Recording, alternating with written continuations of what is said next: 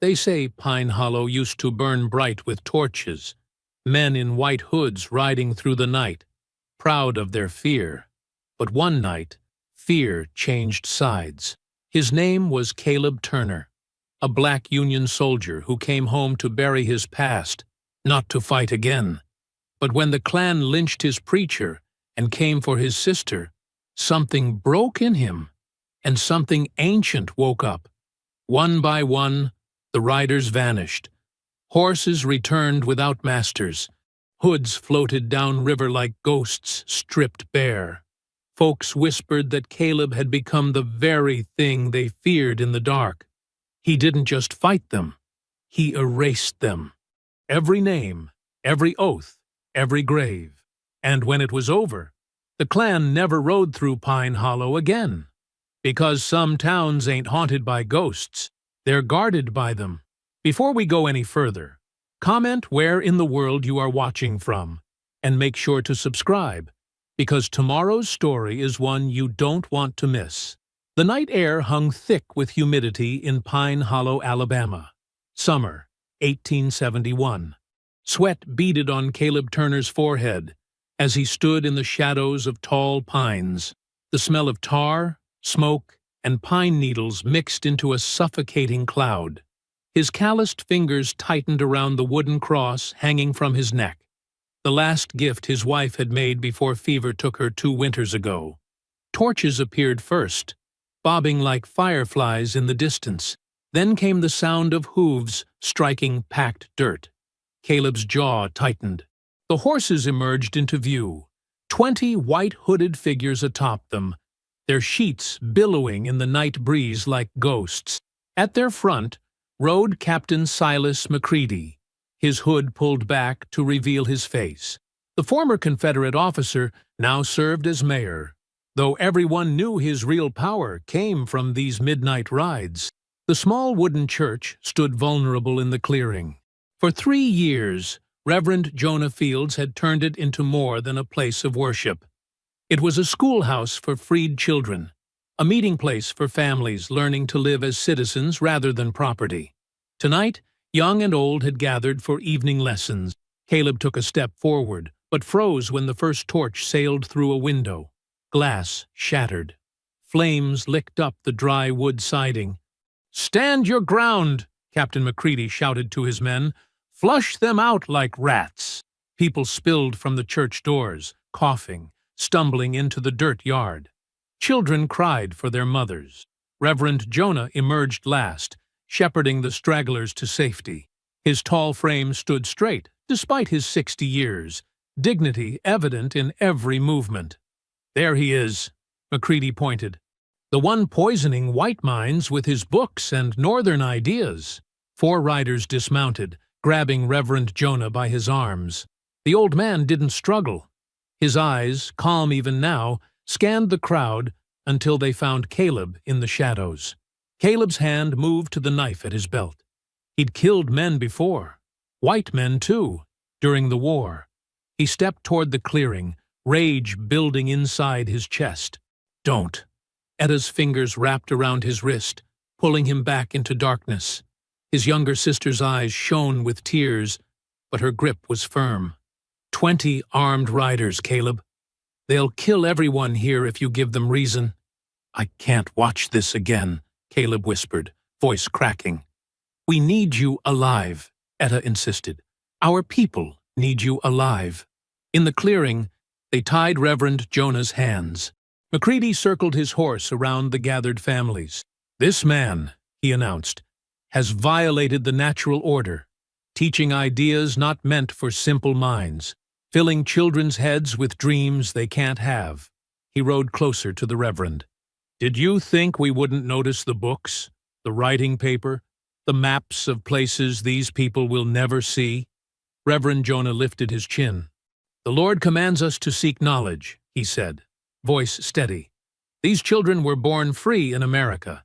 They have every right." Macready's riding crop struck him across the face. "Rights?" he spat. "The only rights in Pine Hollow are those we allow." They dragged Reverend Jonah to the big oak tree, throwing a rope over a sturdy branch. Caleb trembled with rage As he watched, Etta's grip on his arm the only thing keeping him from charging forward. Some of the congregation turned away. Others stood witnessing, their faces wet with silent tears. "Let this be a lesson," Macready called out as they placed the noose around Reverend Jonah's neck. "There are consequences for those who forget their place." The old man's eyes found the crowd one last time. "Keep learning," he said, voice carrying across the sudden silence. "They fear what we know because—" The horse beneath him was slapped away. The rope snapped taut. Caleb bit down on his fist to keep from crying out. Etta pressed her face against his shoulder, her body shaking with silent sobs. The congregation stood frozen, some praying, some too shocked to move. The clansmen whooped and circled their horses, drunk on power and cruelty. "Let this church burn to ash," Macready ordered, "and nail this to what's left of the door." One of the riders hammered a notice to the church's blackened door frame. The paper fluttered in the heat rising from the flames. "By order of the Knights of Restoration, no more schools, no more gatherings, no more reading." As suddenly as they had appeared, the night riders galloped away, torches blazing against the darkness, leaving behind the burning church, the swinging body, and a community frozen in terror. Hours later, when the last rider had disappeared and the church had collapsed into smoking ruins, Caleb moved from the shadows. With gentle hands, he cut down Reverend Jonah's body. Other men from the settlement helped carry him away from the smoldering church to a small cemetery where generations of their people rested. They dug through the night, taking turns with the shovel, no one speaking. The sky lightened to gray as they finished, dawn creeping over the horizon. Birds began to sing in the trees, oblivious to human suffering below. As they lowered Reverend Jonah's body into the earth, Etta placed wildflowers on his chest. "He loved those children," she whispered. "All he wanted was for them to read, to know there was more to the world than Pine Hollow." The small group stood in a circle, heads bowed.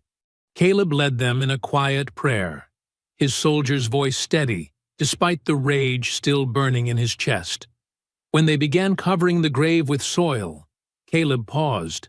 In the distance, torches still flickered at the edge of town, likely celebrating at the tavern.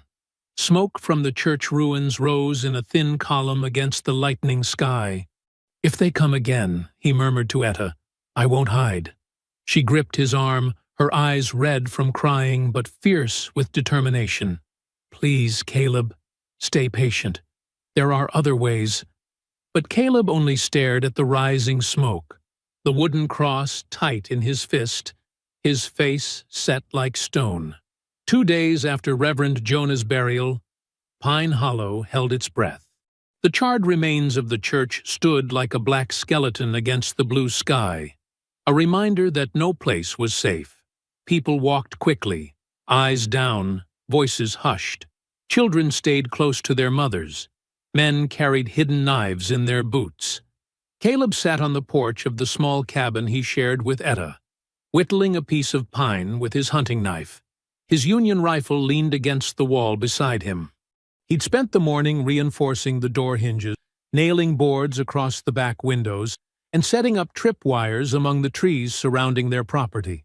"You're making this place look like a fort," Etta said, stepping onto the porch with a basket of mended clothes. "Better a fort than a grave," Caleb replied, not looking up from his whittling. Etta sighed, watching her brother's hands move with precise, controlled motions. Since coming home from the war, he'd grown quieter, harder. The Caleb who had once told her bedtime stories was buried somewhere beneath scars she couldn't see. "I'm opening the school again today," she said. "Old Man Parker said we can use his barn." The knife paused. "After what happened to Jonah?" "Especially after what happened to Jonah." Etta set the basket down and faced her brother. "These children deserve to learn." "That's what he died for?" Caleb looked at his sister's determined face. At 24, Etta had their mother's strength, a quiet dignity that couldn't be broken. She'd been teaching freed children since the war ended, first in secret, then openly once the Union troops arrived. "I can't protect you if they come again," he said. "Then I'll protect myself." She touched the wooden cross hanging around his neck, identical to the one she wore. "Mama didn't raise us to live in fear." Caleb nodded slowly. "I'll walk you there." The old barn sat at the edge of the freedmen's settlement, its weathered boards smelling of hay and thyme. Inside, Etta had arranged crates as seats and hung a slate board on the wall. By noon, 15 children sat before her, ages 5 to 14, their faces solemn but eager. "Today," Etta announced, "we learn about maps." From her bag, she pulled out the very thing that had sealed Reverend Jonah's fate, a rolled parchment showing the United States. The children leaned forward as she pointed to Alabama, then traced her finger north. "This is Pennsylvania, where Mr. Frederick Douglass speaks freely. This is Massachusetts, where books are printed by the thousands. And this," her finger swept west, "is Kansas, where some of our people have started new towns all their own." A small girl raised her hand. "Miss Etta, can we go to those places?" "Yes, child. That's why we learn. So one day, you can go anywhere on this map." Outside the barn, Caleb kept watch, moving between the trees, checking the road for riders. The white folks in town avoided him when he'd gone for supplies that morning. Some crossed the street rather than pass him. Others pretended not to see him at all. Only old Mr. Wilson, the store owner, had met his eyes. "Shame what happened to the Reverend," Wilson had muttered, slipping an extra tin of coffee into Caleb's sack. "Not all of us agree with night riding, you understand." But agreement didn't matter. Caleb knew. What mattered was who had power and who had guns. As twilight fell, Caleb escorted the last children home before returning to the barn where Etta was copying letters for tomorrow's lesson. "Time to go," he said from the doorway. She nodded, gathering her papers. They learned so much today. Little James can already write his whole name. A sound made them both freeze. Horses approaching, not one or two, but many, their hooves drumming against the packed earth. "Get behind me," Caleb ordered, pulling Etta to the back of the barn. The door burst open. 5 riders entered, their white hoods catching the last light of day. 2 carried torches. At their center stood a man Caleb recognized even beneath the hood. Jeb McCready, the sheriff's nephew, the mayor's son, drunk on whiskey and hatred. "Look what we found," Jeb slurred. "Another school for darky children." He spotted the map on the wall and ripped it down, teaching them about places they'll never see. Etta stepped forward. "This is private property. Mr. Parker gave us permission." "Parker's a traitor to his race," one of the hooded men spat. "And you need to learn your lesson better than that old preacher did." Caleb's hand closed around the knife in his pocket. 5 men, all armed. The odds were bad, but they were drunk, clumsy. If he could take one down quickly. Jeb grabbed Etta's arm, yanking her toward him. "Maybe we should teach you proper respect." Something snapped in Caleb. The fear, the rage, the memories of war, all of it channeled into his muscles as he lunged from the shadows. His bayonet, carried through 3 years of fighting, slid between Jeb McCready's ribs with military precision. The young man's eyes widened in shock more than pain. You can't," Jeb gasped, blood bubbling at his lips as Caleb twisted the blade. The other riders stood frozen in disbelief as their leader crumpled to the dirt floor. For a moment, no one moved. Then one screamed, "He killed Jeb! The nigger killed Jeb!" They scrambled backward, fumbling for weapons, but Caleb was already moving, pulling Etta toward the back door. The Klansmen, more interested in retrieving their fallen comrade than giving chase, dragged Jeb's body onto a horse. "We'll hang you for this," one shouted as they rode away. "Every white man in 3 counties will hunt you down." Caleb and Etta ran through the darkness toward their cabin. "Pack only what you need," he ordered. "Food, water, your Bible if you want it. We leave in 10 minutes. "Where will we go?" Etta asked, her voice shaking. "I know places in the swamp, places they won't follow." Dawn broke pale and misty over Pine Hollow. Sheriff Elias Broder led 6 deputies to the Turner cabin, their horses nervous in the morning fog. Finding it empty, they kicked in the door anyway, ransacking the small home, breaking Etta's treasured china cup, tearing the mattress open. By the time they reached the settlement, people were emerging from their homes for morning chores. The sheriff grabbed old Parker by his shirt. "Where are they?" he demanded. "Where's the murderer and his sister?" "Don't know who you mean, Sheriff," Parker replied steadily. Broder struck him across the face with his pistol. "Caleb Turner killed my sister's boy. Shot him down like a dog." "Wasn't no shooting," a woman said quietly, "and it wasn't murder when your men hung Reverend Jonah." The sheriff spat at her feet. "Hanging trash isn't murder. It's cleaning." He turned to address the gathering crowd. $50 to whoever brings me Caleb Turner, dead or alive." Etta stepped forward from the crowd, her chin high despite the fear in her eyes. "My brother defended me from attack. Those men came to hurt children, to hurt me." "Shut your mouth, girl," Broder snarled. "Your brother murdered a white man. The law's clear on what happens next." "What law?" Etta challenged. "The law that lets men in hoods burn churches? That law?" The sheriff's face twisted with rage. He spat at her feet. "Your kind don't make the rules here." He turned to his men. "Get the dogs. We hunt him in the swamp." As the sheriff and his deputies rode away, baying hounds straining at their leashes, the people of the settlement watched in silence. In the distance, through the morning mist, the swamp waited, dark, vast, and unforgiving. Somewhere within its shadowed depths, Caleb Turner ran for his life, the sound of dogs growing louder behind him. 2 nights had passed since Caleb vanished into the swamp. Etta sat in their cabin, jumping at every sound. She had pulled the table against the door and kept a kitchen knife close.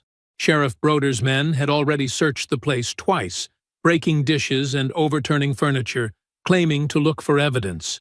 What they really wanted was to terrorize her. A soft knock came at the back door. 3 taps, then 2. Etta's shoulders relaxed. She moved the chair blocking the entrance and opened it just enough to let Samuel Pike slip inside. Samuel was a weathered man in his 40s, tall and lean from years of farm work. He rarely spoke above a whisper, a habit from surviving slavery on the Whitmore plantation. Caleb had saved him during the war when Samuel was caught helping Union soldiers navigate the local swamps. "Brought you some eggs and cornmeal," Samuel said, placing a small bundle on the table. "How you holding up, Miss Etta?" "I'm managing." She tucked a strand of hair behind her ear. "Any word?" Samuel shook his head. "Nothing certain. They got dogs in the swamp yesterday, but came back without him." A hint of pride crossed his face. "Your brother knows those waters better than their hounds." Etta wrapped her shawl tighter. "The whole town's talking. I went for water this morning, and Mrs. Jenkins crossed the street to avoid me. Like killing runs in our blood." "Let them talk," Samuel said. "Talk don't catch a man." Outside, voices approached. Samuel slipped into the back room while Etta straightened her dress and opened a Bible on the table, pretending to read. 2 white women passed by, their voices carrying through the thin walls. "Wouldn't step foot near the swamp now. 3 men gone in 2 days. Hiram Jenkins swears it wasn't just Turner. Says there's others helping him. A whole gang of them hiding out there. Lord have mercy. If they start killing white folks, where will it end?" Their voices faded. Samuel emerged from his hiding place. "Sounds like your brother's been busy." "What do they mean, 3 men gone?" Etta asked. Samuel's expression darkened. "Best you don't know details, but the Klan's getting scared. That's something to hold on to." Miles away, Deep in the swamp where cypress trees rose from black water, Caleb crouched on a moss-covered platform he'd built between three sturdy branches. From here, he could see the lantern lights of Pine Hollow in the distance while remaining invisible. The platform held his few possessions: a canteen, jerky, extra ammunition, and a small tin of medical supplies he'd taken from a Union doctor. His clothes were mud-stained for camouflage, his face streaked with clay and ash to break up its outline. Caleb had spent 2 years fighting guerrilla style for the Union. He knew how to disappear, how to let the land hide him. The swamp was his ally, dangerous to those who didn't understand it, protective to those who respected its ways. As midnight approached, he spotted what he'd been waiting for: torchlight moving along the riverbank. 5 riders in white hoods, their horses nervous in the unfamiliar terrain. They moved slowly, stopping to shine lanterns into the darkness, occasionally firing shots into the brush to flush him out. Caleb watched them calmly, assessing.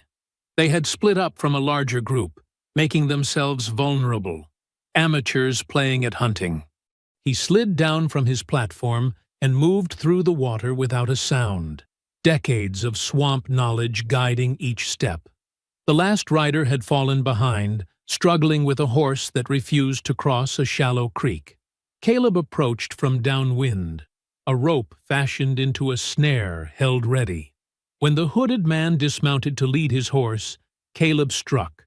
The snare caught the man's ankle, yanking him into the underbrush before he could cry out. One quick movement with his bayonet, and the night returned to silence.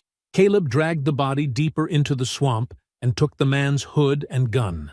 The horse he slapped on the rump, sending it running back toward town. The second rider fell even more easily.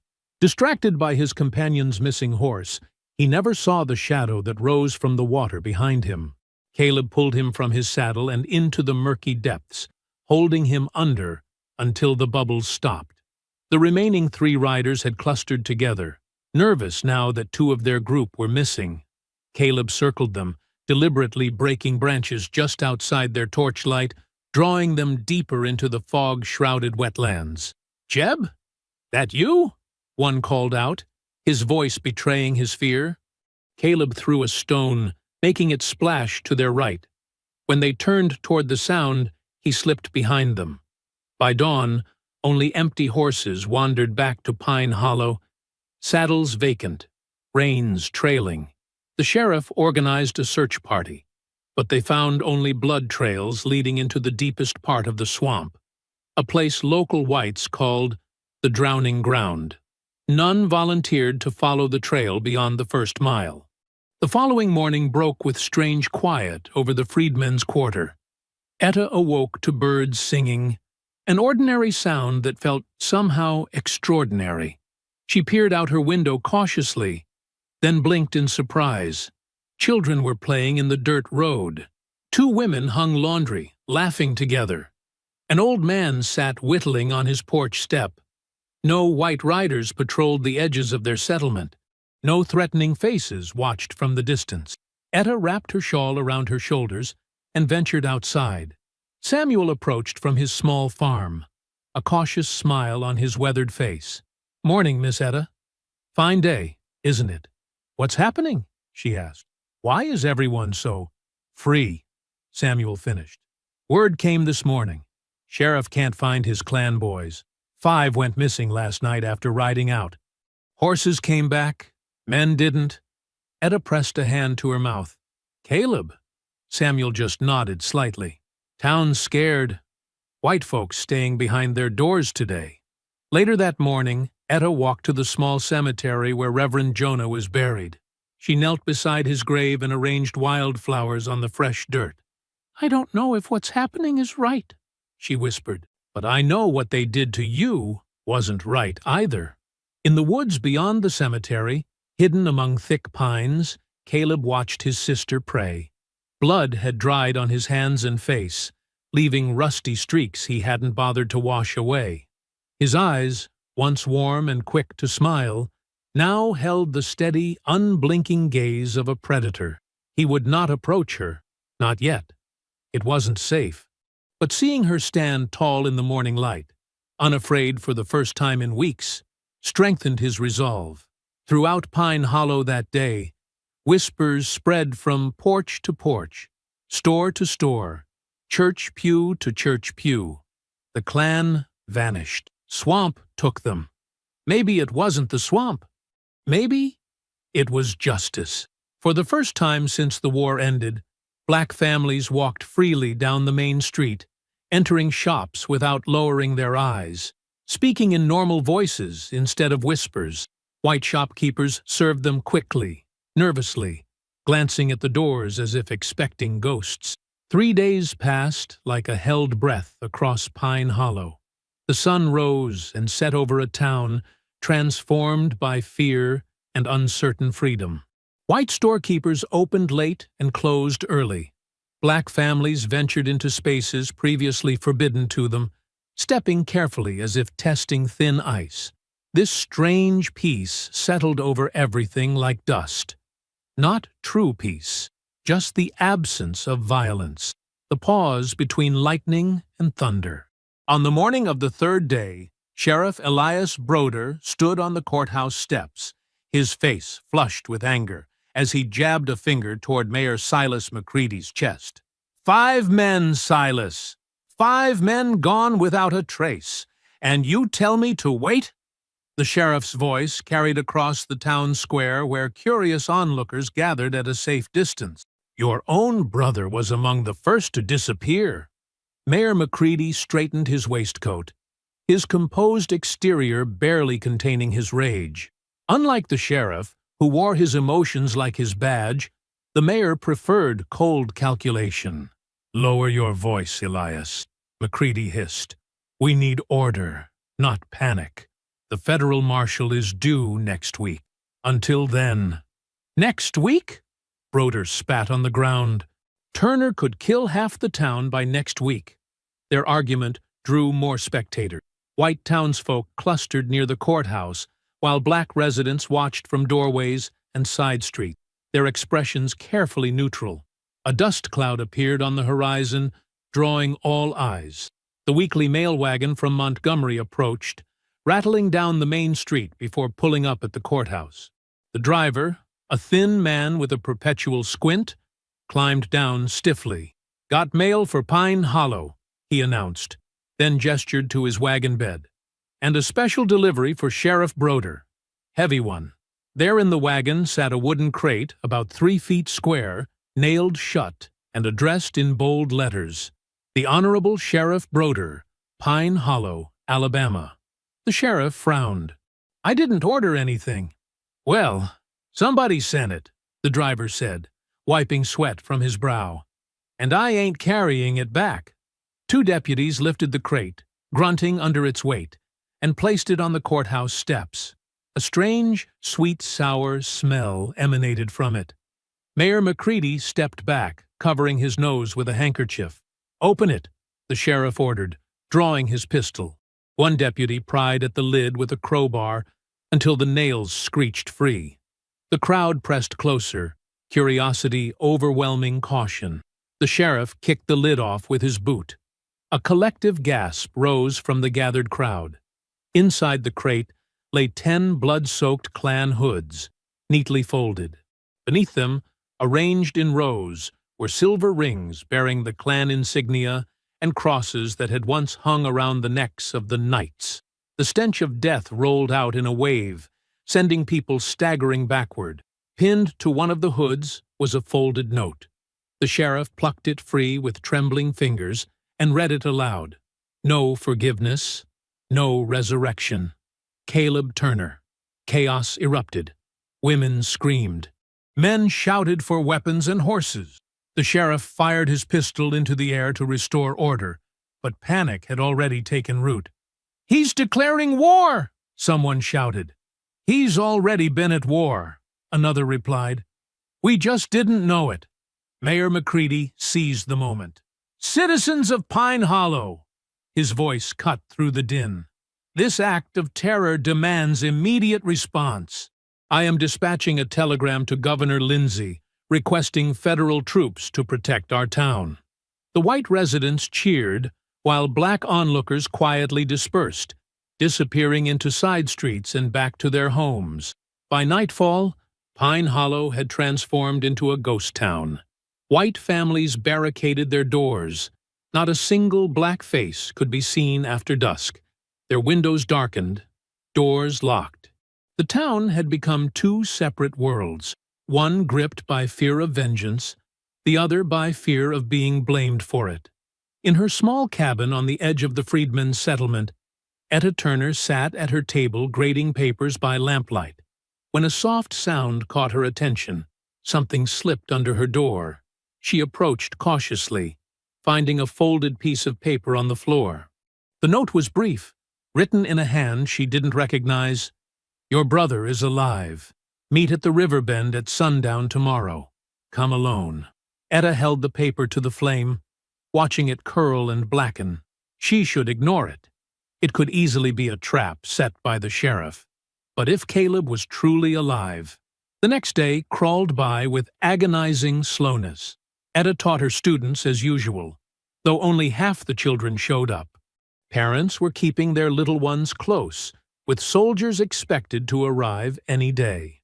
As the sun began its descent, Etta wrapped a shawl around her shoulders and slipped out of the settlement, taking a winding path through the woods to avoid being seen. The river bend lay a mile away, where the water curved around a stand of ancient cypress trees. The sunset painted the water orange and gold as Etta reached the meeting place. She stood nervously at the water's edge, listening to bullfrogs and cicadas call to one another. "You shouldn't have come," a familiar voice said behind her. Etta spun around. There stood Caleb, dressed in a faded Union jacket, his face gaunt, but his eyes bright and alert. A rifle hung across his back. "Caleb!" She rushed to embrace him, then stepped back, taking in the changes 3 weeks had wrought. He was thinner, harder, his movements precise as a hunting cat's. "I thought you might be dead." "Sometimes I think I am," he replied. "The man who came home from war died the night they hung Reverend Jonah." "What have you done?" Etta whispered, though she already knew. Caleb's gaze didn't waver. "What needed doing? Every man I took was there the night they burned the church. Everyone had blood on his hands. The box you sent to town. Let them know what happens to night riders. Let them feel what we've felt. Terror that comes without warning." Etta gripped his arms. "The mayor has called for soldiers. They'll hunt you down. They'll kill you, Caleb. Let them try." His voice was flat. "I know these swamps better than any soldier they'll send. I can keep this up for months. And then what?" Tears filled Etta's eyes. "You kill them all? Become what they are?" For the first time, uncertainty flickered across Caleb's face. "I'm fighting for our people. Our people need peace, not more bloodshed." She clutched his hands. "Please, Caleb, stop this before more blood spills. Come home." "Home?" He gave a bitter laugh. "There's no home for men like me anymore. Just war that changes shape."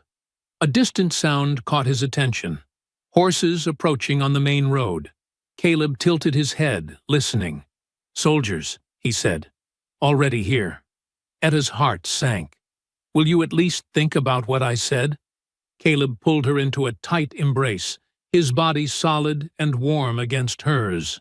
For just a moment, she felt the brother she remembered, not this hard-eyed avenger the war had created.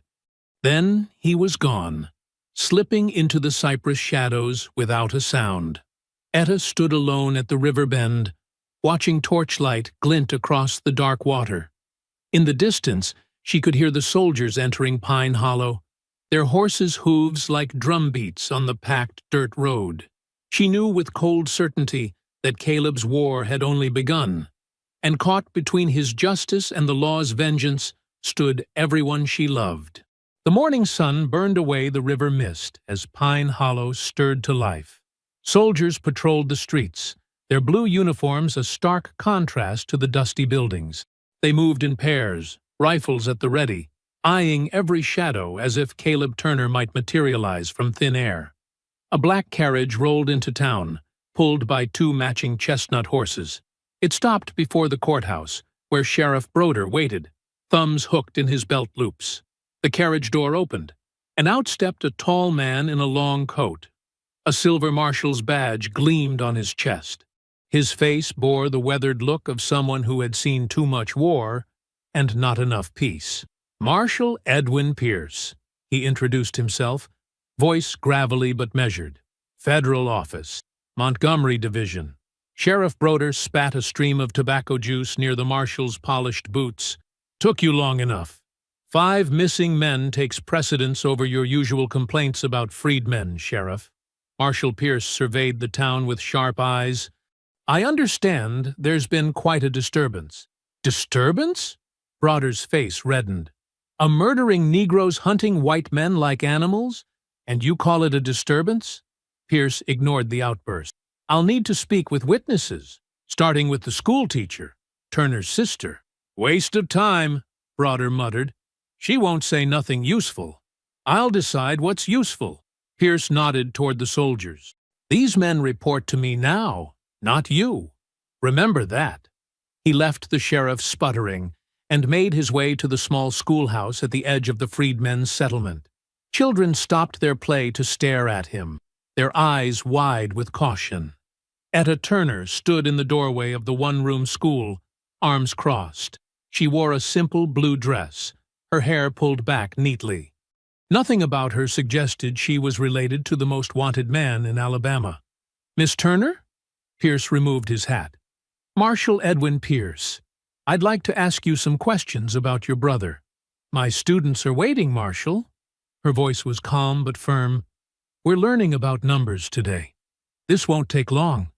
He glanced at the children inside. Perhaps somewhere private? Etta hesitated, then called to an older girl. Sarah, lead the counting practice. I'll be right outside. They walked to a bench beneath a gnarled oak tree. Neither sat. When did you last see your brother, Miss Turner? The night he ran into the swamp. Her eyes never wavered. Sheriff Broder wanted to hang him without trial. And you've had no contact since? Would I tell you if I had? Pierce studied her. There was steel beneath her calm exterior. 5 men are missing, possibly dead. Your brother claimed responsibility. Did he? A flicker of something, pride, fear, crossed her face. Strange how folks worry about missing men now. When black children disappeared during slavery, no marshals came asking questions. I'm not here to debate history, Miss Turner. Aren't you? She looked toward the cemetery where Reverend Jonah lay buried. Some spirits don't rest easy, Marshal Pierce. Not when justice sleeps too long. Pierce recognized the deflection but didn't press. He'd learn more from what she didn't say than what she did. Thank you for your time. He replaced his hat. I may have more questions later. We'll be here, she said, returning to her students, learning our numbers. That afternoon, Pierce met with Mayor McCready in his well-appointed office. The mayor offered brandy, which Pierce declined. This Turner fellow, McCready said, swirling his own glass, was always trouble. Came back from the war with ideas. What kind of ideas? Pierce asked. Equality, voting rights. McCready's lip curled, stirring up the coloreds who were perfectly content before. Pierce noted the mayor's expensive suit, the gold rings on his fingers. I understand your brother was among the first to disappear. McCready's face hardened.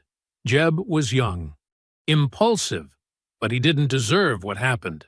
And what exactly did happen? That animal Turner gutted him like a fish. McCready slammed his glass down, then started picking off good men one by one. Good men who happened to ride at night wearing hoods? The mayor's eyes narrowed. You sound sympathetic to a murderer, Marshal. I'm sympathetic to facts. Pierce stood, which seem in short supply here. Later, Pierce sat with Sheriff Broder in the jailhouse, reviewing reports. The sheriff drank steadily from a flask. How many men in the local Klan chapter? Pierce asked casually. Broder's head snapped up. How would I know? You're the sheriff. You know everything that happens in Pine Hollow. I enforce the law. What men do in their private time ain't my concern. Pierce leaned forward. 5 citizens disappearing is very much your concern. Or should be. Something in Broder's eyes, a flicker of calculation, caught Pierce's attention. The sheriff knew more than he was saying. That night, after reporting to his men, Pierce slipped out of his quarters. He followed Sheriff Broder, who rode out of town alone just after midnight. The full moon cast enough light for Pierce to track him without being seen.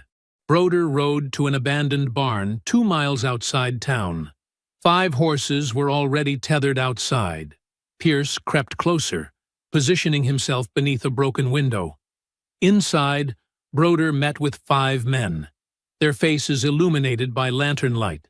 Pierce recognized the mayor's clerk, the banker, and 3 farmers. "Turner's picking us off one by one," one man said, panic edging his voice. "Keep your voice down," Broder hissed. "The marshal has men everywhere." "What about the sister?" another suggested. "She knows where he's hiding." Broder nodded slowly. "We grab her tomorrow night. Turner will come for her." "And then?" the banker asked. "Then we finish what we started." Broder's voice hardened. "No witnesses this time." Pierce slipped away, troubled by what he'd heard. This was no longer just about finding Caleb Turner. It was about preventing more bloodshed on both sides. For the next 2 days, Pierce mapped the patterns of violence. A gun shipment for the sheriff mysteriously exploded in the night. A barrel of whiskey shared among the remaining Klansmen left 3 violently ill. And at each scene, Caleb left his signature, pieces of burned rope, the same kind used to hang black men. Using his tracking skills from the war, Pierce followed faint trails into the swamp. On the 3rd day, as fog settled among the cypress trees, he sensed, rather than saw, someone watching him. "Marshal Pierce," a voice called softly from the mist. "You're a long way from your soldiers." Pierce turned slowly. Caleb Turner stood 20 yards away, rifle ready, but not aimed. "You're a hard man to find, Turner." Pierce kept his hands visible, away from his holstered pistol. "Not hard enough, it seems." Caleb's eyes were watchful, calculating. "What do you want?" "To understand why a decorated Union soldier became an executioner." "I didn't start this war," Caleb replied. "I just refused to lose it." They studied each other. 2 veterans who had fought for the same cause, but now stood on opposite sides of the law. "They're planning to take your sister," Pierce said finally. "Tomorrow night." Surprise flickered across Caleb's face, then anger. "Why tell me this?" "Because I don't want more bodies." Pierce slowly removed his hat. "I fought for freedom, too. Just don't burn the world trying to fix it." Caleb's grip tightened on his rifle. For a moment, Pierce thought he might shoot. Instead, he simply turned and walked into the fog, disappearing among the cypress shadows without answering. Pierce stood alone, the weight of his badge suddenly heavy. Tomorrow would force him to choose between duty and what he knew was right. The law demanded Caleb's capture, but the law had failed Pine Hollow long before Caleb took justice into his own hands. 2 weeks passed like a fever dream in Pine Hollow. The summer heat pressed down, making everyone short-tempered and suspicious. Marshal Pierce kept his soldiers patrolling the Freedmen's Quarter, protecting Etta's school. The remaining white families locked their doors at night, jumping at shadows. No one had seen Caleb Turner. Some whispered he'd fled to the north. Others swore they'd seen his silhouette watching from the forest edge. The only certainty was the growing tension that hung over Pine Hollow like the storm clouds gathering on the horizon. Rain started falling around dusk, gentle at first, then becoming a downpour that turned dirt roads to mud and drummed against tin roofs. Most folks stayed home, doors barred against the weather, and whatever else might come calling in the dark. In the old tobacco barn 1/2 mile outside town, lanterns flickered behind shuttered windows. Sheriff Broder's horse was tethered under an overhang, alongside Mayor McCready's fine bay and 5 other mounts. Their owners huddled inside, passing a bottle of whiskey as thunder rolled overhead. "This can't continue," Broder said, his voice slightly slurred. He'd been drinking since noon. "That Union bastard Pierce has his men everywhere. Can't even take a piss without some bluebelly watching." Mayor McCready nodded, his face flushed with drink and anger. "My brother's been in the ground 2 weeks, while that murderer walks free. Turner's a ghost," the banker added, nervously fingering his watch chain. "Appears and disappears like smoke. My teller swears he saw him watching the bank yesterday." "He's just a man," Broder spat. "And men bleed when you shoot them."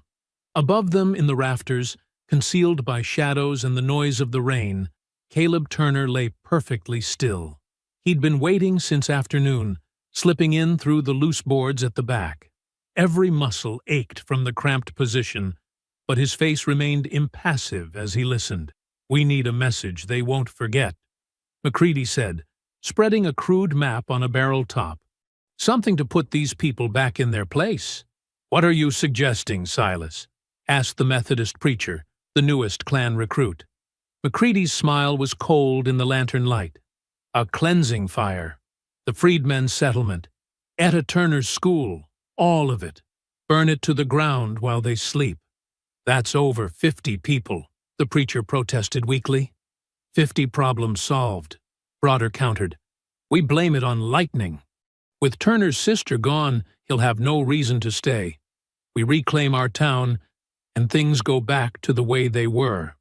"The marshal," someone began. "Won't be here forever," McCready finished.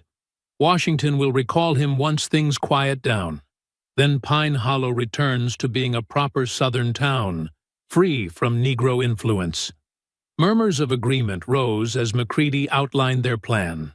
Saturday night, when the freedmen gathered for prayer meeting, set fires at multiple points, block the exits, make it look like an accident. In the rafters, Caleb's hand tightened on the knife at his belt. They were planning a massacre, worse than anything he'd seen during the war. His gaze moved to the floor beneath their feet, where he'd spent hours earlier that day, carefully spreading lamp oil between the boards. He'd come planning to kill them one by one, but their words changed everything. This wasn't about personal vengeance anymore. This was about preventing a slaughter. "Tomorrow night we gather the rest of our brothers," Broder was saying. "By Sunday, this problem is solved permanently." Caleb reached into his pocket, removing a small box of matches. The men below were too deep in their planning to notice the soft scratch as he struck one against the rafter. The tiny flame flickered in his hand. In its glow, his face looked carved from stone. "For Etta," he whispered, then dropped the match. It fell between the boards directly over the oil-soaked floor. For a moment, nothing happened. Then flames erupted beneath the men's feet, spreading with unnatural speed along invisible trails. "Fire!" someone screamed. The men leaped up, knocking over lanterns that shattered and fed the blaze. Caleb moved quickly now, sliding down a support beam at the back. As the men rushed for the main doors, he slipped outside through his hidden entrance and raced around to the front. The wooden bar he'd prepared earlier slid neatly into place, locking the doors from outside. Screams rose above the drumming rain. Fists pounded against the doors. Caleb stepped back, watching flames lick up the wooden walls as the men inside realized they were trapped. "No forgiveness," he murmured, rain washing down his face like tears he couldn't shed. "No resurrection." He stood in the field, watching the barn become an inferno. The rain couldn't compete with the fire's hunger. Inside, the screams grew desperate, then fewer, then stopped altogether. Only the fire's roar remained, and the whisper of Etta's name on his lips. Hoofbeats splashed through mud behind him. Caleb didn't turn, even as Marshal Pierce dismounted and ran toward him. "My God, Turner!" Pierce gasped, staring at the blazing barn. "What have you done?" "Justice," Caleb answered simply. A crash from inside the barn, part of the roof collapsing. Then, impossibly, a pounding at a small side door Caleb hadn't known about. Pierce ran toward it, and after a moment's hesitation, Caleb followed. Together, they broke the door open. Thick smoke billowed out. Inside, Mayor McCready crawled toward them, his clothes burning, his face black with soot. Pierce grabbed his shoulders while Caleb took his legs, and they dragged him into the rain. McCready's breaths came in tortured gasps. His skin was blistered red and black, where flames had touched him. The rain seemed to cause him more pain, not less. "You," he wheezed, recognizing Caleb. His burned hand clutched Pierce's sleeve. "She's gone.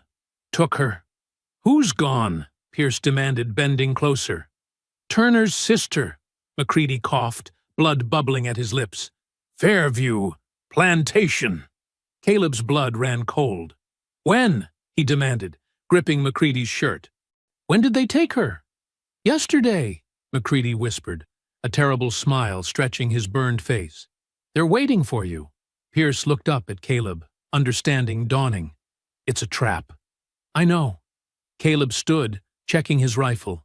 Behind them, the barn was fully engulfed, its timbers cracking like gunshots in the heat. The bodies of Broader and the others were beyond recovery now. Fairview Plantation lay 5 miles east, abandoned since the war. Once the crown jewel of the county, now just a rotting shell where ghosts walked. "Turner, wait!" Pierce called as Caleb turned toward the tree line. "You can't go alone. Let me gather my men." "They'll kill her if they see soldiers coming," Caleb said without turning. Rain plastered his shirt to his back, revealing the scars from whips that had crossed his skin long ago. "This is between them and me. At least, let me come with you," Pierce insisted. "2 guns are better than 1. Caleb paused at the edge of the trees, looking back at the marshal and the burning barn that contained what remained of Pine Hollow's power structure. "Your place is here," he said finally. Someone needs to tell the truth about what happened." Before Pierce could respond, Caleb disappeared into the darkness of the forest, moving like a shadow between raindrops. The road to Fairview Plantation burned into his memory like the hatred in his heart. The storm grew fiercer as darkness fell. Lightning split the sky in jagged lines, illuminating Caleb's path through the woods. Rain lashed against his face, washing away sweat and tears alike. He moved with the silent precision of a man who had learned to survive in hostile territory, each step purposeful despite the mud that sucked at his boots. Fairview Plantation appeared through the trees like a rotting tooth in a dead mouth. Once grand, the main house now sagged under years of neglect. White paint peeled from its columns.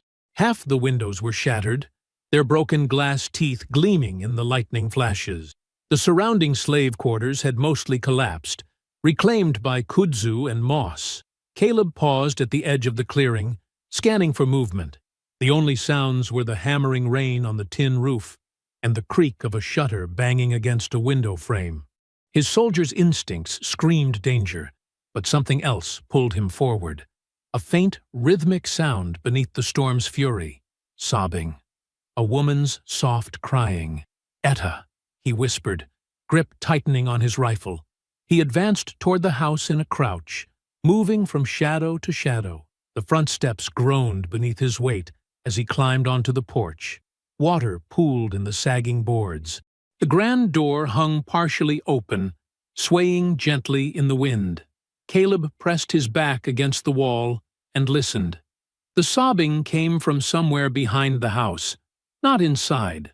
He slipped through the entrance hall, past rooms where fine furniture lay covered in dust and cobwebs. His boots left wet prints on floors that once gleamed with polish. The back door opened onto an overgrown garden, barely visible through sheets of rain. Beyond it stood a massive oak tree, its branches twisted against the stormy sky like gnarled fingers. Lightning flashed, and Caleb's heart stopped. A figure hung from the lowest branch, spinning slowly in the wind. "No," he breathed. "No, no, no." He ran through the downpour, rifle dropping forgotten in the mud. As he drew closer, the horrible truth became clear. Etta hung from a coarse rope, her teacher's dress soaked through, her feet bare. Her eyes were closed, face peaceful despite the violence done to her. Caleb fell to his knees beneath her body, a sound escaping his throat that wasn't human, part howl, part prayer. His fingers clawed at the mud as rain mixed with his tears. "Etta," he moaned, "little sister." Lightning illuminated the scene in stark white. This same oak was where their mother had been whipped for teaching them letters, decades ago. The master had tied her to this trunk, laid the lash across her back until she couldn't stand. Now her daughter hung from its branches, killed for the same crime, daring to teach others to read. The sobbing continued. It wasn't Etta. It came from a small bundle tucked against the tree's massive trunk. A young black girl, one of Etta's students, bound and gagged but alive. Her wide eyes found Caleb's, pleading. Caleb cut her free with shaking hands. "Who did this?" he asked, voice barely audible. "Sheriff," the girl whispered through tears. "He made me watch. Said to tell you they're waiting at the church tomorrow." Caleb looked up at his sister's body. "How long?" "Since yesterday morning," the child sobbed. She was brave, didn't beg. Fury and grief warred in Caleb's chest. He sent the girl running for the freedmen's settlement, then turned back to Etta. With gentle hands, he cut her down, catching her body as it fell.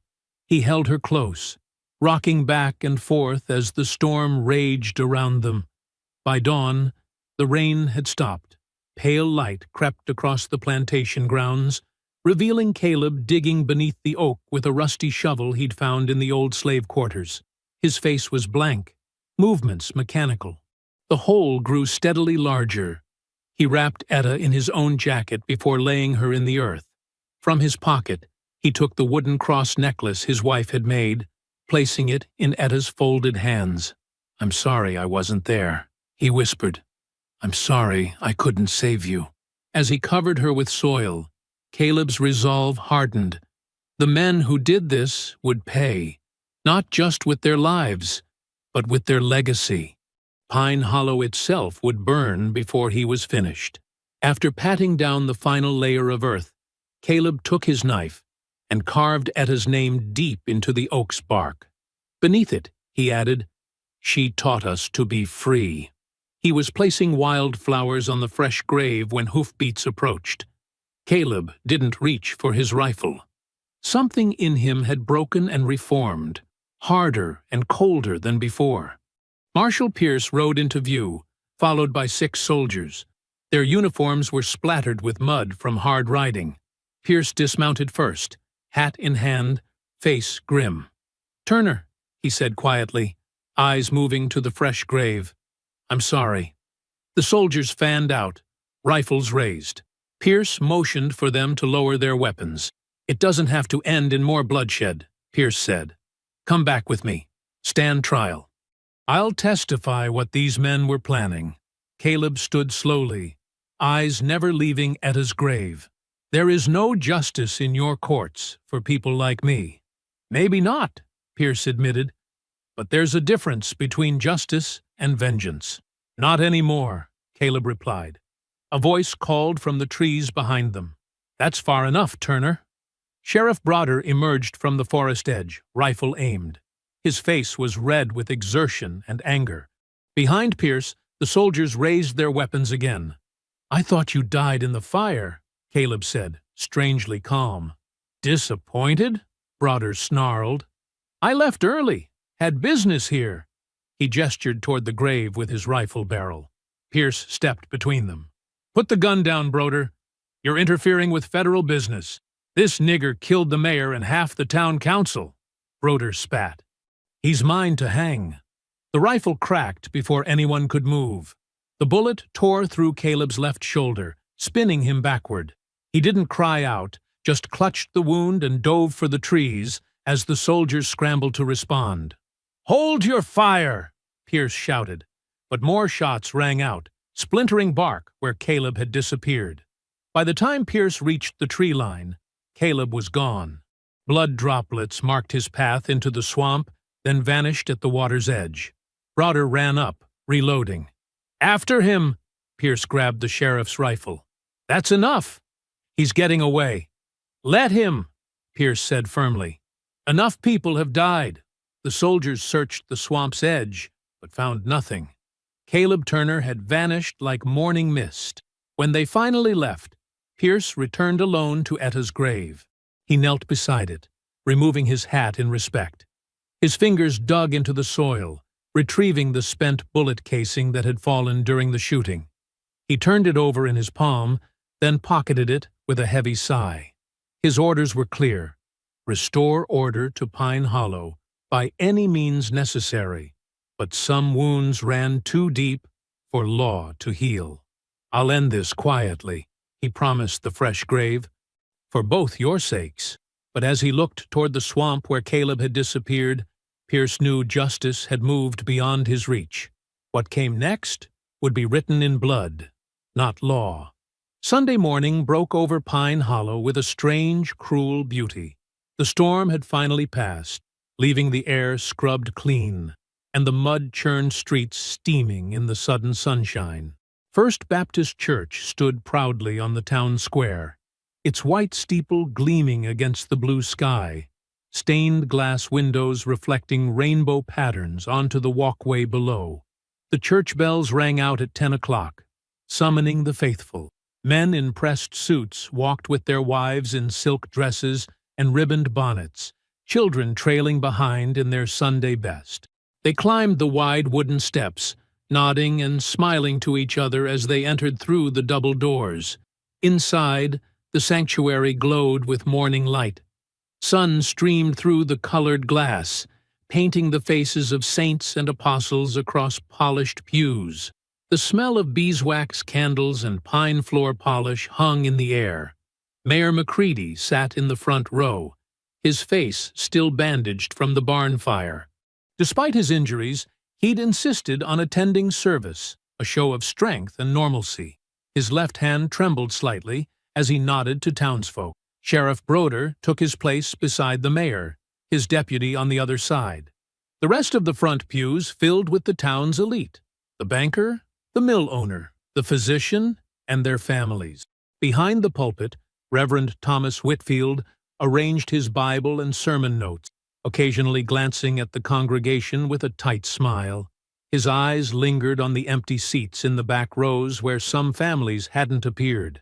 Fear kept many home today.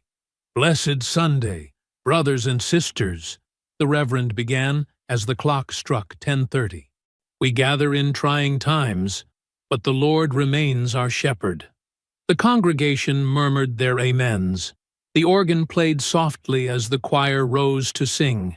Sunlight shifted across the floor as clouds passed overhead.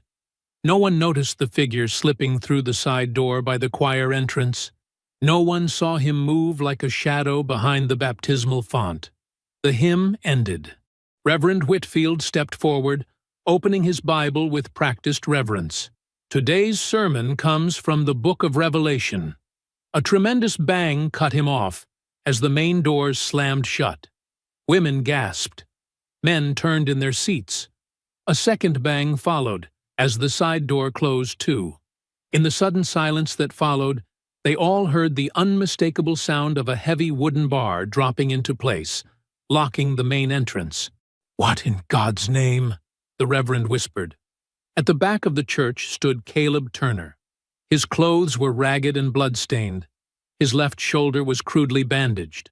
Around his neck hung a thick coil of rope, the same kind used for lynchings. His eyes burned with fevered intensity as he surveyed the congregation. In his right hand, he held a glowing lantern. "Keep preaching, Reverend," Caleb said, his voice steady and clear. "I believe the good book speaks about Judgment Day." Sheriff Broder reached for his pistol, but Caleb raised the lantern higher. "I wouldn't," he warned. "This oil burns quick and hot." The congregation sat frozen, terror rippling across their faces. Caleb moved slowly down the center aisle, the rope swinging with each step. "You all know me," he said. But you don't know my sister's name, or Reverend Jonah's, or my mother's, or any of the people you've buried over the years." He stopped halfway to the altar. Etta Turner taught children to read. My mother before her did the same. Both died for it, hanging from the same tree, 30 years apart. The lantern light cast strange shadows across his face. "I came home from war thinking things would be different. That's what we fought for, wasn't it, Mayor? Freedom. Justice. Or was that just for some folks?"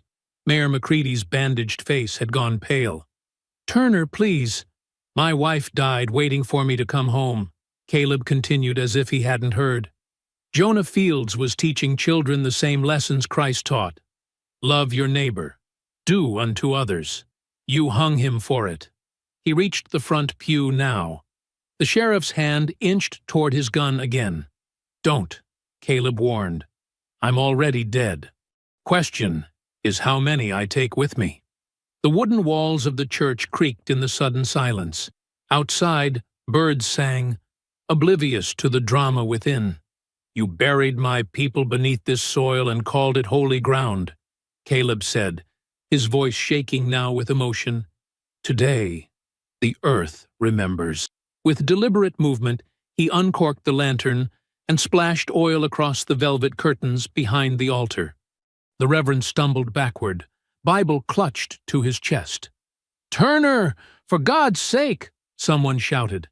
"God's taking a rest today," Caleb replied. "It's my turn to preach." He struck a match against the pew. The flame danced between his fingers for a moment before he tossed it onto the oil-soaked curtains. They ignited with a whoosh, flames climbing greedily up the fabric. Panic erupted.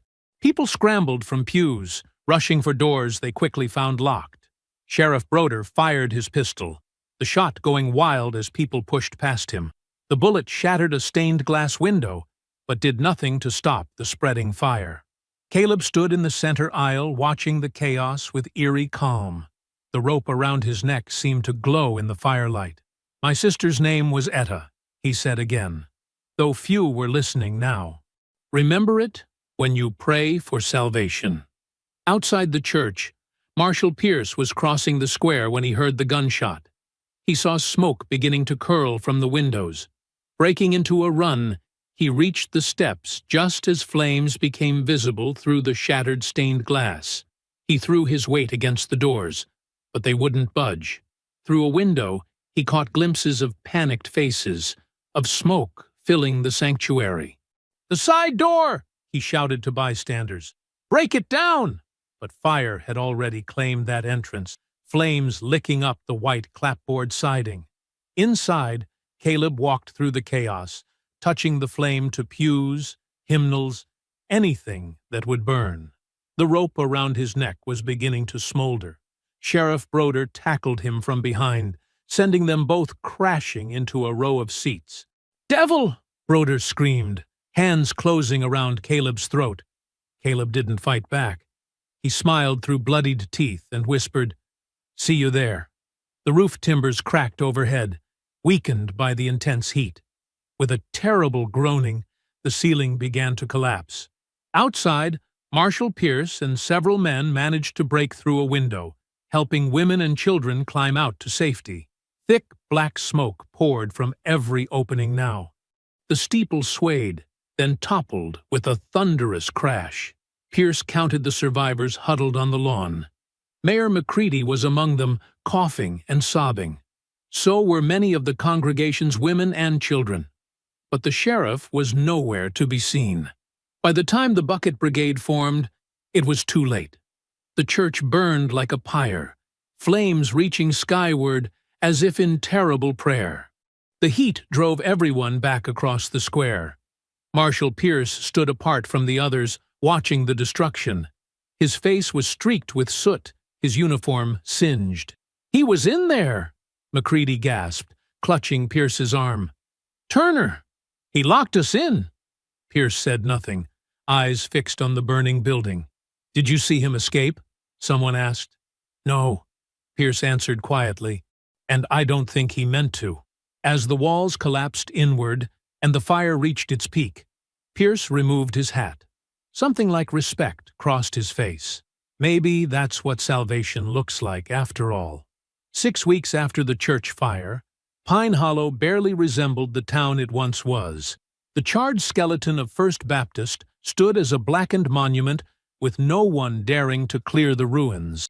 Weeds had already begun to push through the ashes, nature reclaiming what man had destroyed. A line of federal wagons rolled down the main street, kicking up dust. Blue-coated soldiers sat stiffly on their mounts, rifles across their laps.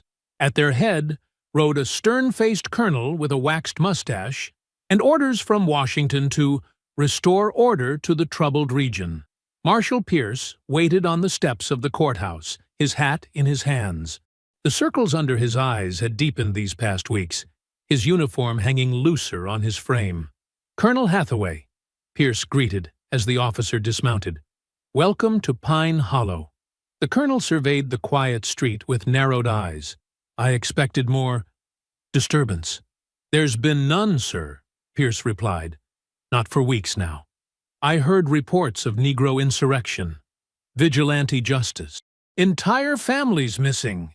Pierce nodded toward the courthouse doors. "Perhaps we should discuss inside, Colonel." The interior was cool and still. Maps of the county spread across tables where once the mayor and sheriff had plotted raids. Now those same tables held ledgers and documents bearing the signatures of the newly formed Pine Hollow Council, all freedmen elected by their community. "Where's the mayor?" Hathaway demanded. "And the sheriff?" Pierce's face remained impassive. "Gone, sir, along with several others. The fire claimed them. And who's running things now?" "The people who remained," Pierce said simply. He handed the colonel a neatly written report. "You'll find everything in order. Land deeds properly recorded. Taxes collected. Schools reopened." The colonel's eyebrows rose as he scanned the pages. These signatures, the Pine Hollow Council. 7 elected members, all local residents. "All colored," the colonel noted sharply. "All qualified," Pierce corrected. "And the only ones who stayed to rebuild." Through the windows, they could see the soldiers setting up camp in the square. Locals passed by, going about their business with cautious glances at the newcomers. There were no white faces among them. "Where did they all go?" Hathaway asked finally. Pierce shrugged. "Some to Montgomery, some further north. Fear has a way of making men restless. And the Klan activity? Ceased entirely. My report states as much." The colonel sat heavily in what had once been the mayor's chair. "Washington doesn't believe a terror organization simply disappears. Sometimes fire cleanses," Pierce said quietly. "The local terror groups have disbanded permanently. That's all Washington needs to know." Across town, in the rebuilt schoolhouse, Martha Johnson wrote carefully on the blackboard. She was younger than Etta had been, with the same gentle determination in her eyes. Children filled the benches before her, their faces eager despite all they had witnessed. "Today," she said, turning to face them, "we remember Miss Turner's words." She stepped aside to reveal the phrase now written in chalk. "Freedom is not given. It is made." "What does this mean?" she asked the silent room. A small boy in the front row raised his hand. "It means we have to build it ourselves." Martha nodded, smiling. "That's right, James. And that's exactly what we're doing here." From her desk, she lifted Etta's notebooks, salvaged from the cabin after her death. The pages were worn, but the handwriting clear. Lesson plans, stories, poems, all dedicated to the children of Pine Hollow. "Miss Turner believed knowledge was our greatest weapon," Martha continued. "Not guns or fire, but what we carry in our minds." The children nodded solemnly. Many had lost parents or siblings to the violence. All had seen too much. Outside the schoolhouse window, federal troops marched past. Martha watched them without expression before returning to her lesson. At dusk, Marshal Pierce rode alone to the edge of town, following a narrow path into the pine woods. The trail wound past the old Turner cabin, now tended by Samuel Pike and his family, until it reached a small clearing.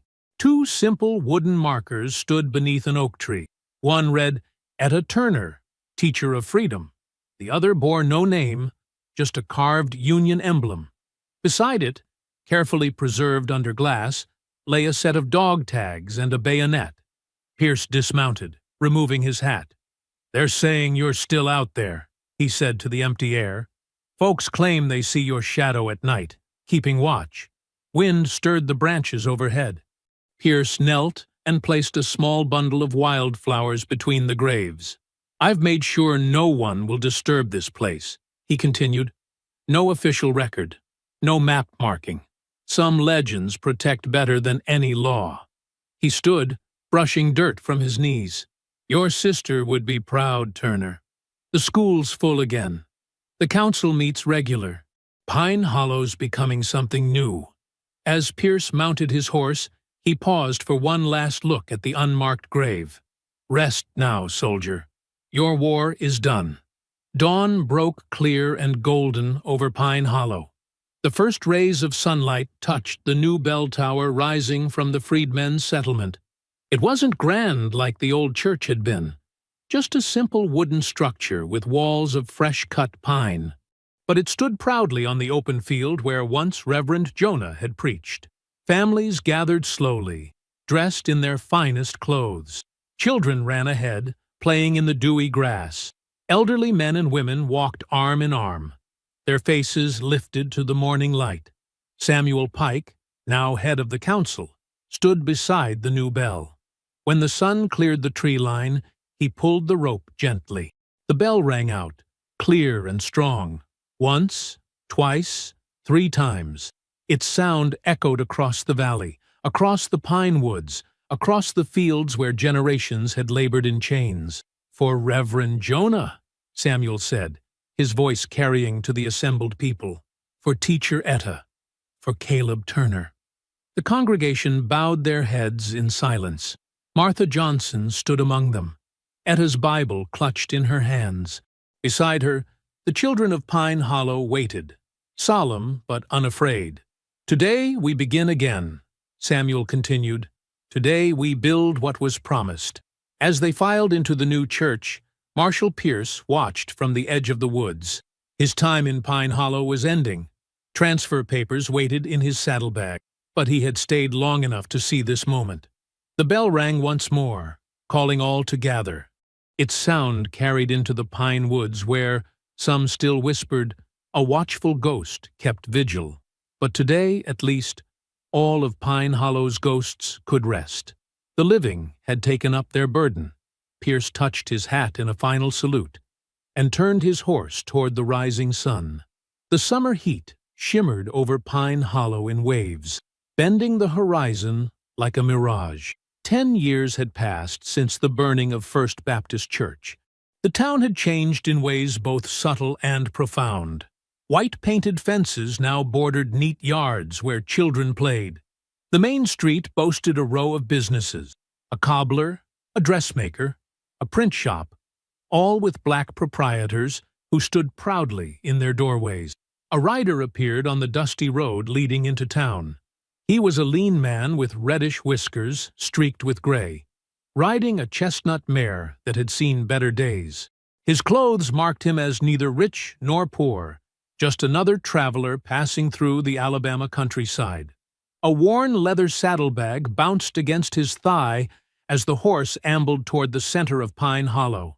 Henry Cobb had been riding for 2 days straight, his back aching from the saddle. He'd heard stories about this town, whispers in Montgomery about a place where the old order had been overturned, where freedmen governed themselves without interference. Some called it a miracle, others named it an abomination. Henry merely found it curious. He dismounted outside the general store, tethering his mare to the hitching post. A hand-painted sign above the door read, "Pine Hollow General Goods," in careful lettering. The porch was swept clean, with 2 rocking chairs set on either side of the entrance. A bell jingled softly as Henry pushed open the door. The interior was cool and dim after the glaring sunlight, smelling pleasantly of coffee beans, leather, and tobacco. Shelves lined the walls from floor to ceiling, neatly stocked with everything from canned goods to yard goods to farm tools. Behind the counter stood an old man with a full gray beard. He moved with a pronounced limp as he arranged jars of candy, his weathered hands moving with methodical precision. When he glanced up at Henry, his eyes were dark and watchful, set deep in a face carved by years of sun and hardship. "Afternoon," the old man said, his voice low and measured. "What can I help you with today?" Henry removed his hat, running a hand through his sweat-dampened hair. "Coffee and tobacco, if you've got it." "Been on the road a spell." The shopkeeper nodded, limping around the counter to fetch the items. As he moved, Henry noticed the way his right leg dragged slightly, as though an old injury had never properly healed. "Passing through?" the old man asked, reaching for a tin of coffee beans. "Heading to Montgomery," Henry replied, looking around the store with interest. "Never been to Pine Hollow before. Heard talk about it, though." The shopkeeper's hands paused briefly before continuing their work. "That's so. What kind of talk?" Henry shrugged, leaning against the counter. "This and that. Folks say it's different here, peaceful. Run by colored folks, mostly." "We just call ourselves folks," the old man said mildly, weighing out the coffee. "No need for extra words." Henry nodded, watching as the shopkeeper measured tobacco into a small pouch. Through the window he could see children playing in the schoolyard across the street. Black and white children together, their laughter carrying through the open door. "Strange sight," Henry muttered, almost to himself. The old man followed his gaze. "Children playing? Nothing strange about that." "Together, I mean," Henry clarified. "Don't see that much where I'm from." The shopkeeper placed the coffee and tobacco on the counter. "That'll be 65 cents.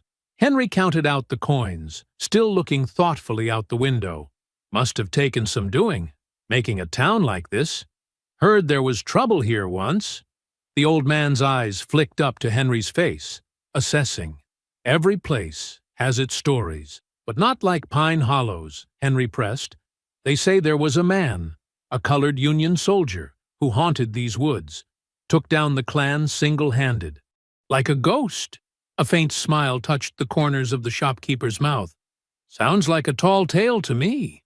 "Maybe so, but something happened here. Town feels different. Not a whisper of trouble in years, from what I hear." The old man wrapped Henry's purchases in brown paper, tying them with string. His movements were practiced, efficient, despite his stiff fingers. "Ain't no ghosts here," he said quietly, passing the package across the counter. "We laid them all down proper." Something in his tone made Henry look more closely at the shopkeeper's face, at the deep furrows around his eyes, the set of his jaw, the careful neutrality of his expression. "You been here long?" Henry asked. "Long enough," the old man replied. "Since after the war." Henry nodded slowly, tucking his purchases into his coat pocket. "Well, it's a fine town you folks have built here. Doesn't seem natural, but fine all the same." The shopkeeper met his gaze steadily. "Nothing unnatural about peace, mister. Just takes work to keep it." Henry placed his hat back on his head, nodding his thanks. As he turned to leave, he noticed a framed newspaper clipping on the wall, yellowed with age, showing a group of men and women standing proudly before a newly built schoolhouse. The headline read, "Pine Hollow Freedmen Establish First Self-Governed Council in County." The bell jingled again as Henry stepped out into the sunlight. He untethered his horse, glancing back at the store one last time before mounting. The shopkeeper stood in the doorway watching him, one hand resting on the doorframe, his expression unreadable. Inside the store, the old man listened to the receding hoofbeats. When silence returned, he moved to the back room behind a curtain of blue calico. The space was small but tidy. A cot against one wall, a small table with a basin and pitcher, a trunk at the foot of the bed. Above the trunk hung an old Union rifle, its wood polished by years of careful handling. Beside it, In a simple frame was a sepia photograph of a young woman with intelligent eyes and a gentle smile. Her hair was pulled back neatly, and she wore a high-collared dress with a small cross at her throat. The old man reached up, his fingers brushing the smooth stock of the rifle. He placed his palm flat against the wood and exhaled slowly, his shoulders dropping as if releasing a long-held burden. Outside, distant thunder rumbled across the summer sky. The first fat raindrops began to fall, pattering against the roof and windows. The old man didn't move, his hand still resting on the rifle as rain washed over Pine Hollow, cleansing, renewing, like it had done for 10 summers since the fires. On the hill overlooking the town stood an ancient oak tree. Its massive trunk bore the scars of lightning strikes and human cruelty alike, but its branches spread wide and green. At its base, nearly hidden among wildflowers, a simple bronze plaque had been set into stone. Here the night riders ended, and the dawn began. Rain fell gently on the marker, on the flowers left by those who remembered, on the ground that had soaked up too much blood. The wind rustled through the grass, carrying whispers of a story that wasn't myth but warning. The legend of Caleb Turner, the ghost of Pine Hollow, who had vanished into the mist but somehow remained, watching over the peace he had paid for with fire and blood. I hope you found that story powerful.